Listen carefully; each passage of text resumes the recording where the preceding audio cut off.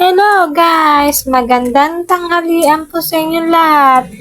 Ngayon, magluluto po ako ng uulamin namin ngayon na ay adobong itlog.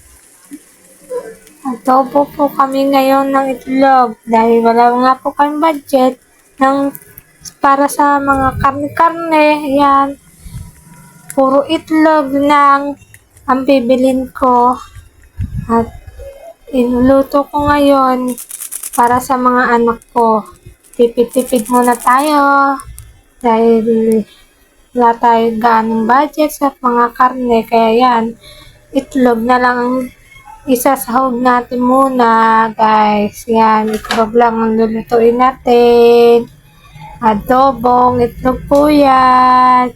Sobrang yummy, napakasarap po na paraming kain ng aking mga junakis. Yan guys. Thank you po sa mga